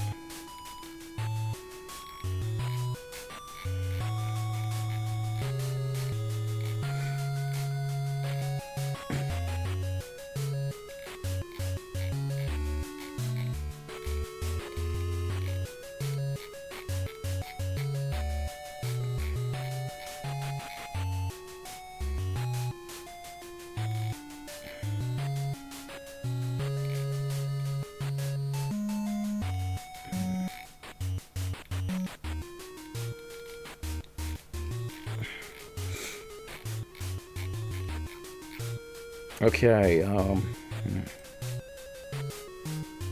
crap in a basket.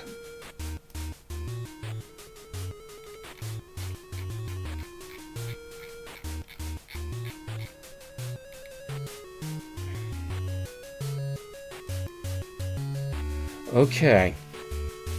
I have no idea whether taking the sensor was something I should have done or not.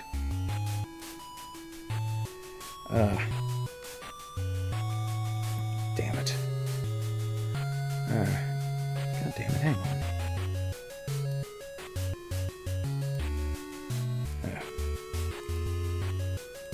Alright, let's try it again.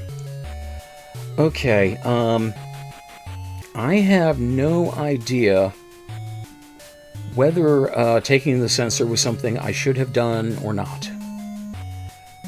I can't tell from the guide, because the guide doesn't even mention going into the town. So I might have sequence broken something.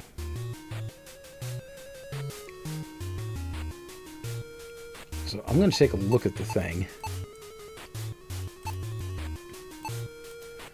It's a skull hanging from ropes. You smell the residue of burned incense in a hole at the top. It exudes an evil presence.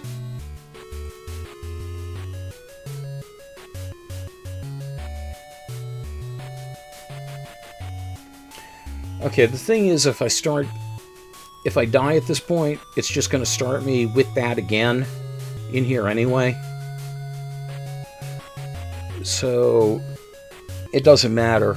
I might as well save.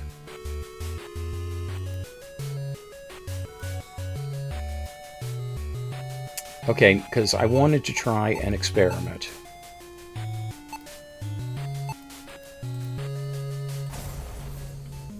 No.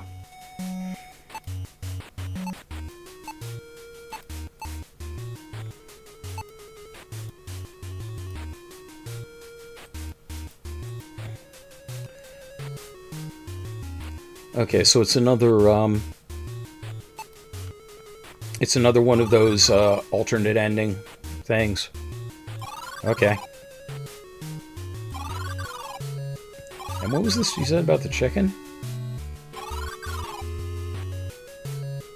I see no chicken.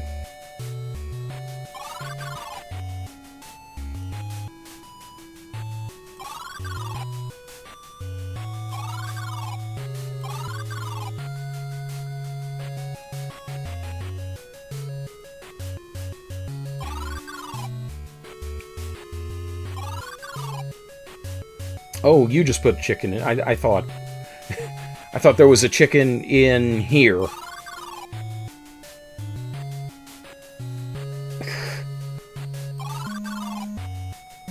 Like a chicken, holy fuck. Okay. This is the next place we need to go. This sad guy here.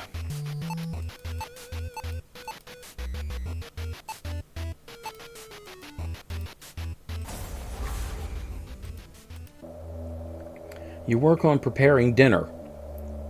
Chicken. Trying to look calm. You didn't mean to read the master's notes, but you can't let them proceed. You took the charm and will dispose of it in the swamp after serving dinner. Then you will escape to Gwynenthel to tell. Before you finish your thought, an abrasive rope cinches your neck, and you are lifted into the air. You asphyxiate slowly. Oh, wow. I didn't realize David Carradine was part of the Shadowgate universe. Oh, wait, no, this guy didn't want it. Couldn't be David Carradine. You reach out and grasp the soul of the departed. The soul of a humble servant determined to stop the madness. Yeah, good try.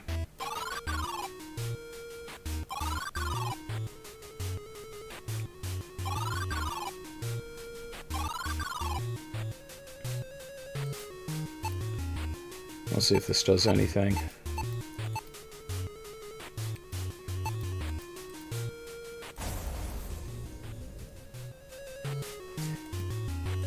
The Phantom has robbed this creature of its soul. There is no memory for you to witness.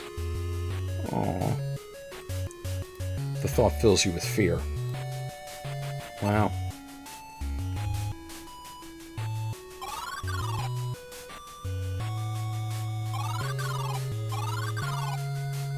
That's a bummer. Yeah, the imp wasn't really evil, it was just mischievous.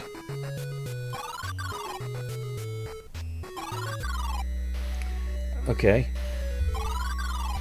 So now we have to go back out here in the cool music. Desert Grave. Oh, what? Oops.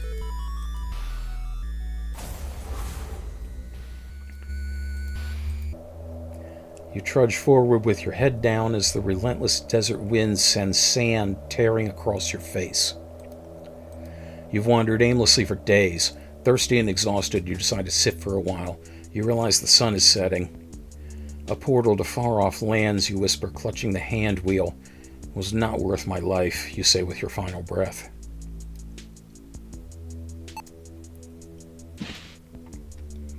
Lost soul.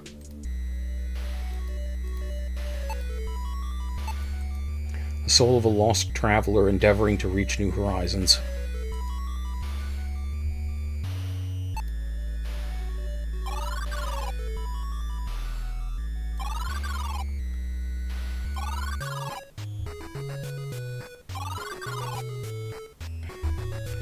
Okay, so I think that those are all the souls that we need.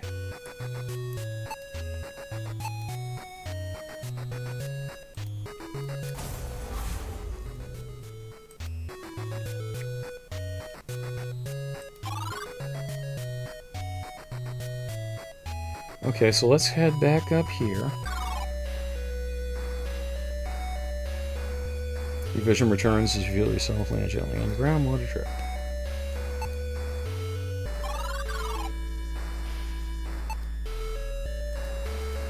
We have the souls. Return me to the gatekeeper portal. There was one more thing to do. One last thing. No, I actually checked the guide and that was it. Okay.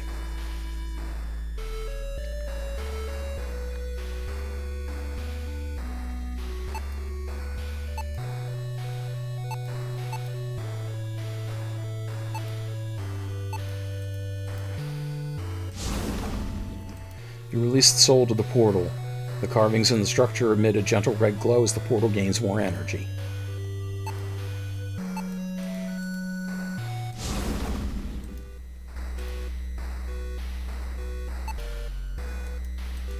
The portal shows some signs of life powered by the soul energy you've been giving it.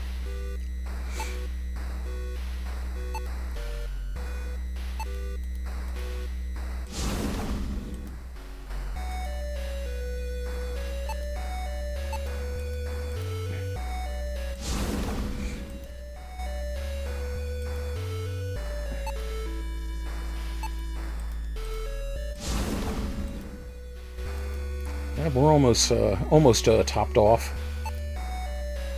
The gateway's about to redline here.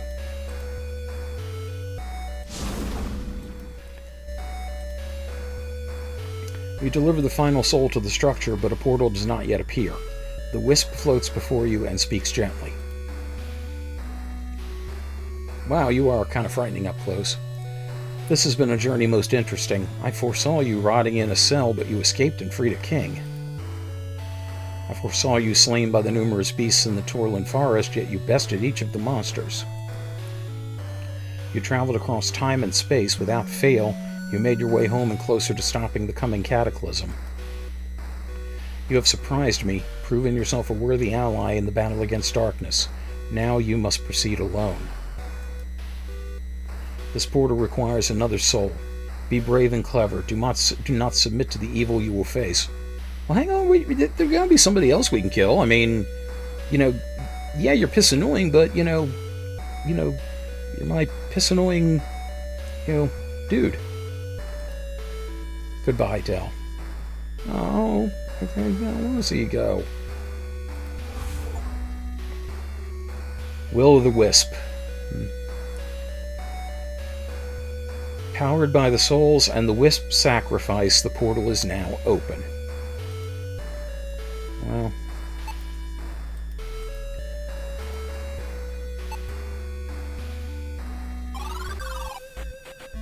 Spires. You exit the portal less sick than usual. You're not sure where you are, but you recognize a cold stone mountain anywhere. Hopefully they have a cold stone creamery. Okay, torches in sconces in the stone wall. That looks familiar. There's a large doorway set into the mountain stone. You stand before an elaborate platform. The spires look like fangs guarding the entrance in the distance.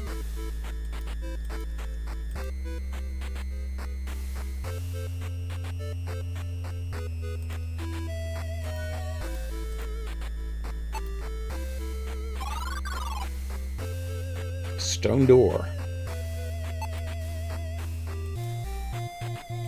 According to the runes on the door, this is the entrance to the famous mines of Mythrock. Right near the quarry that Fred Flintstone... Dang it. Right near the quarry that Fred Flintstone works at in Bedrock. There's no way to break through it by force, not that you have much anyway. You'll need to find another way.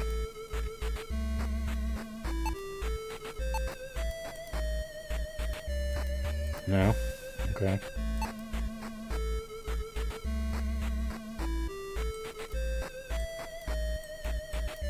Oh yeah, I forgot I couldn't just click on that. Hang on, gotta get my keyboard. I was like, I don't need my keyboard for anything. I totally forgot about that. Mines of Mythrock, Chapter 10.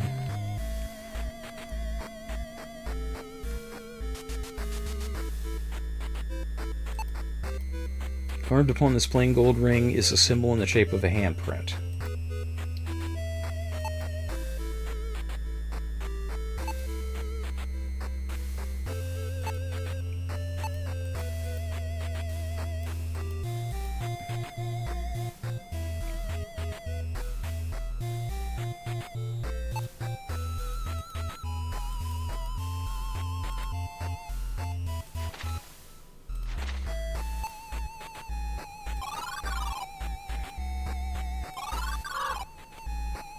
Cage.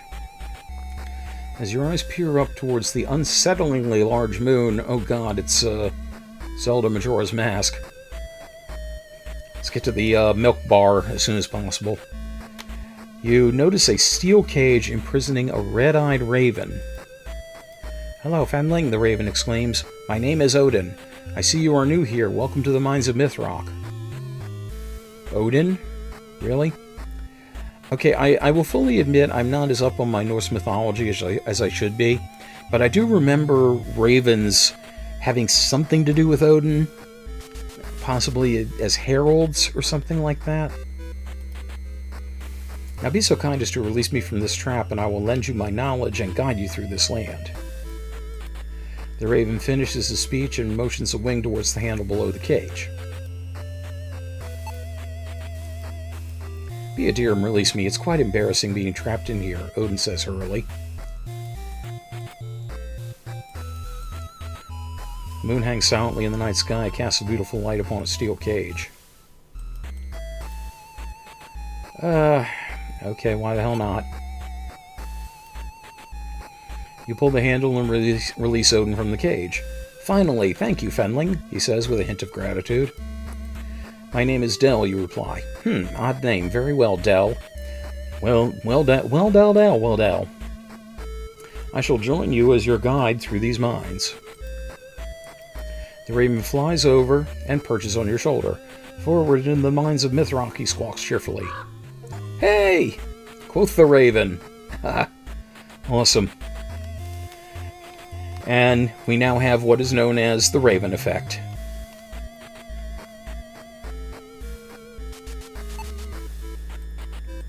If you need to get into the mines, just say the word. Or rather, let me say the word if you catch my drift. I get what you're saying. You pause as you notice shards of glass float off the ground and assemble themselves into a mirror before you. Whoa.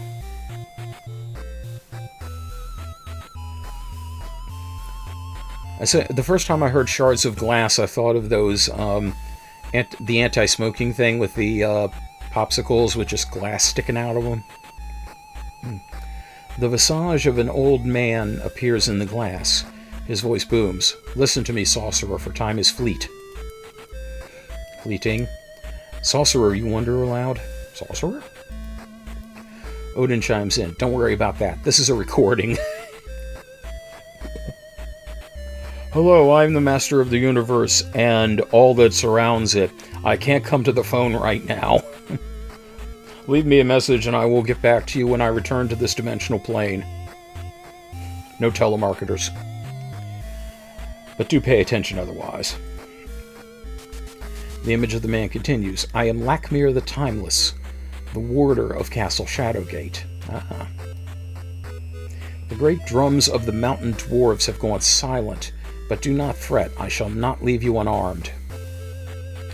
Odin, my raven, and now your guide will lead you. Do not tarry. Fare thee well, sorcerer. With that, the glass fades away. Odin speaks. There you are, Dell, at your service. Now let us get out of this cold. Bring us to the stone door at once. Already, I like him more than the wisp. Odin peeks up as you approach the door. Ahem, open sesame, he says. Seriously? That was a spell in either not Deja Vu. Either Shadowgate or Uninvited, I don't remember which. The ground shakes and the door slowly slides open. Well, I'll be, you mumble. Odin looks at you quizzically. Did you not try that, Fenling? First day, is it? He replies. Main hallway.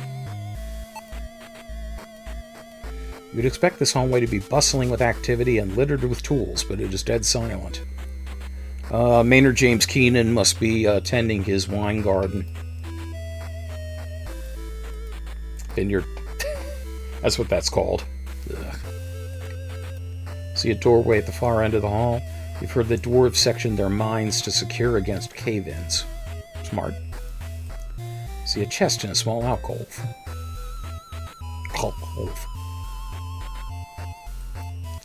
The torch is tightly fastened to the wall. You cannot take it. Yeah, just going against the instincts you had from the original Shadowgate to take every single freaking torch you found. Except for the one that you couldn't take, and that you had to pull down to open a secret door. Alcove. Well, this doesn't look suspicious or nothing. This stone appears quite loose, an odd thing to notice about a dwarven structure.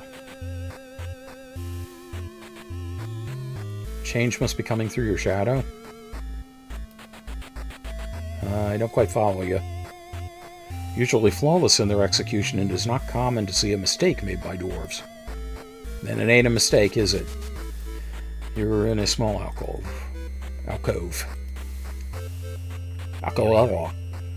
It's a small red chest made of fine materials. You expect no less from dwarven craftsmanship.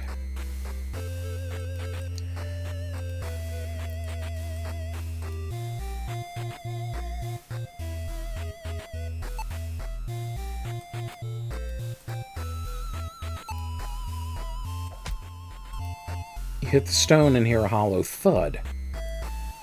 Oh, gotcha. I don't think I've heard that song. I've only heard a few Tool songs. Stone crumbles, revealing a metal key. A small bronze key is stuffed into a hidden compartment in this wall. You reach into the wall and take the small key.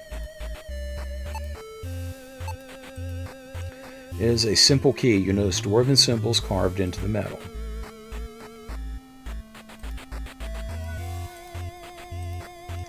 Okay, before I go fucking around with this box. Huh. You lift the top of the chest. Inside is a small glowing orb. Stare at the glowing blue orb. The orb emits a soft blue glow. Orb of Sight. As you take the orb, Odin offers some advice. These mines are covered in glamour spells, Del. This orb will help you see through the facade, illuminating the truth where things seem missing. Hold the orb. Odin speaks to you. Hold the orb when you feel something is missing and it may reveal the truth to your eyes. So I wonder how that's different from the magic lens. But hey, why not?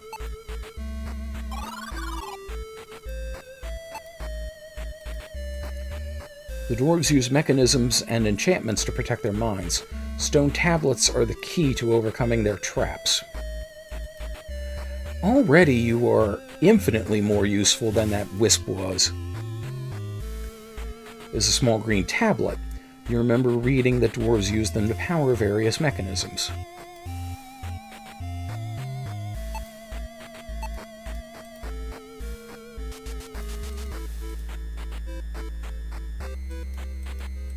Use not tablet, nothing happened.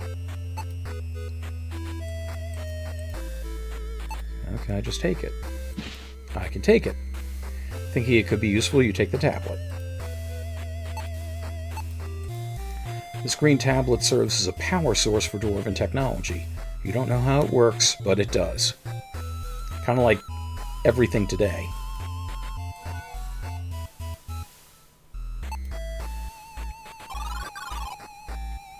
Mine entrance. You rattle the handle, but the door is locked and will not budge. It appears we will need a key, Del. Go take a look around. No need to rush. I'm not bored. Not at all, Odin says. Well, we got a key. Let's try it. Yep. The wooden door is unlocked. The door opens with a gentle push. Let me see what this is real quick. Okay, not a thing. Still corridor.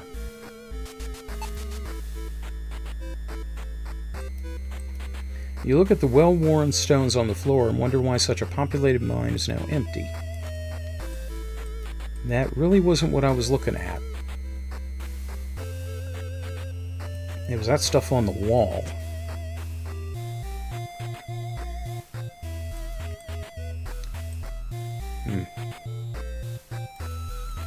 See a deep pit with several stone platforms. The hallway continues deeper into the mines. Quiet corridor. More of these symbols. But it doesn't seem to matter. Large pit with several stone platforms through this doorway. See 4 stone pedestals standing guard at the edge of a platform. Deep pit. The pedestal is a square indent in the top. There's a tablet placed in an indent atop this pedestal. The pedestal is a square indent at the top. Even if you could cross this chasm, there is a heavy stone door blocking the way forward.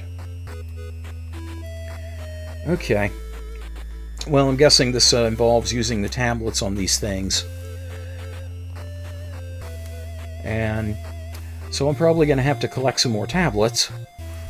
But in the meantime, I'm starting to kind of fade here a little bit, so I'm thinking I might need like a couple of tablets of no-dose. So I think I'm going to stop right here. But at any rate, thank you for joining me on this adventure, as always. Always a pleasure.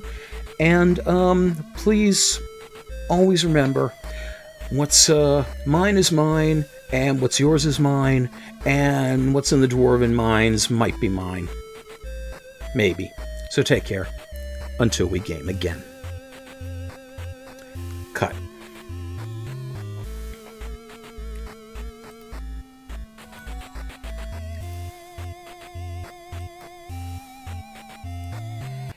Yeah, I think I am going to,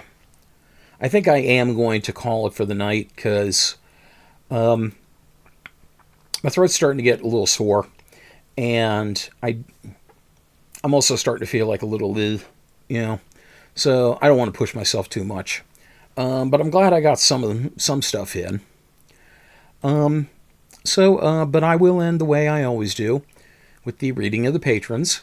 Mike Panza, Viceroy Scorn, Rick in Baltimore, Tristan R. Dunn, D.I.O.D., Jumpy Cat, the post-production contributions of Matthew Carr Anderson, and let's not forget all of my wonderful Lycanthro fans. So thank you, Rick in Baltimore, thank you, Misfit Kitten, thank you, Aquabrow, for popping in tonight. I'm glad I was able to do something. Like I said, I got a couple of the videos up nice and early, so feel free to check them out if you haven't already. And yeah, there's still a lot more to explore, so we are going to tackle that next Saturday, and on Wednesday will be Random Retro Wednesday. I know for sure I'm playing Fantastic Voyage, because I'm not going to live that down if I don't, and who knows what else. So thanks, everybody. Always a pleasure. Appreciate you being here. And thanks for the well wishes. I will continue to mend myself. So take care, everybody, and have a great night. See you later. Take care. Until we game again.